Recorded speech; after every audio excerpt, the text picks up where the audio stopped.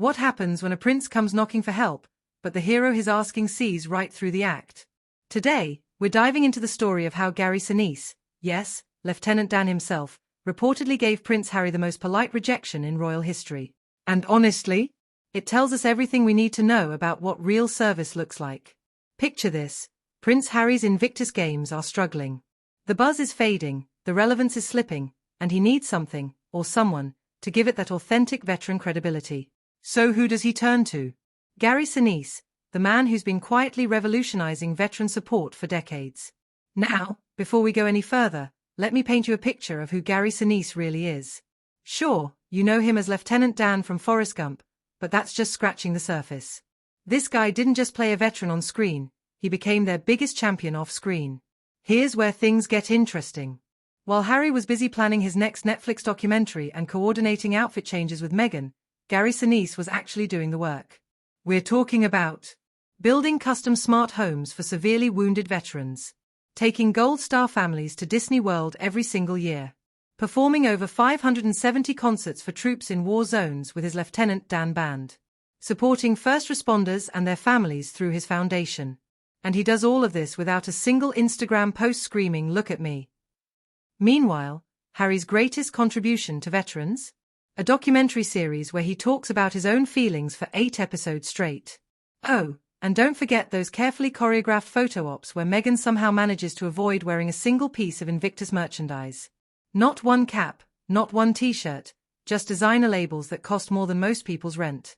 According to sources close to the situation, Harry tried to cozy up to Sinise's operation, hoping to align the Invictus Games with legitimate veteran organizations like Tunnel to Towers, where Gary has deep connections. The pitch probably sounded something like, "Hey Gary, imagine the publicity we could generate together. Think of the media coverage." Gary's response? A diplomatic but firm no, thank you. And honestly, can you blame him? Why Gary said no, and why it matters. Gary Sinise operates from a completely different playbook than Harry. When Sinise supports veterans, it's not about building his personal brand, generating media buzz, creating content for streaming platforms, winning humanitarian awards.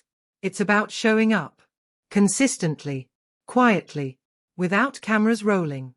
Think about it. This is a guy who could win the Pat Tillman Award 10 times over and would still blush when you brought it up. Harry, on the other hand, looks like he Googled how to buy humanitarian awards and hit checkout with a charity's credit card. Let's talk about what was happening while Gary was quietly doing real work. Harry was in Birmingham, UK, throwing Invictus Games money around like confetti at a pity party. Here's the kicker: Birmingham, a city supposedly too broke to maintain basic services, somehow found the budget for Harry's media circus. Meanwhile, actual veterans who need help are probably wondering where their slice of that pie went. Here's what really separates these two men. Gary Sinise takes families of fallen soldiers to Disney World. Harry takes private jets to accept meaningless trophies. One builds homes for wounded warriors. The other builds his personal brand. One performs in war zones for troops who might not make it home. The other performs for Netflix cameras in his $14 million mansion. The contrast couldn't be starker. When Gary Sinise politely declined Harry's overtures, it wasn't just a business decision, it was a statement about integrity. Real heroes recognize authenticity, and they protect it fiercely. Sinise has spent decades building trust with the veteran community.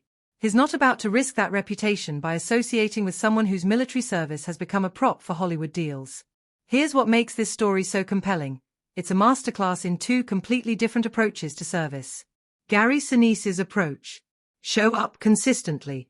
Do the work without fanfare. Put veterans' needs before personal glory.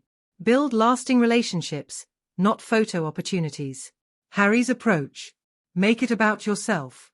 Ensure cameras are rolling. Turn service into content. Use military connections for personal gain. Guess which one actually helps veterans? While Harry was somewhere coordinating his next wardrobe change, Gary Sinise was celebrating the 30th anniversary of Forrest Gump by launching new veteran support initiatives. He named his foundation after his late son, started a podcast amplifying real veteran stories, and continued his relentless work supporting those who served.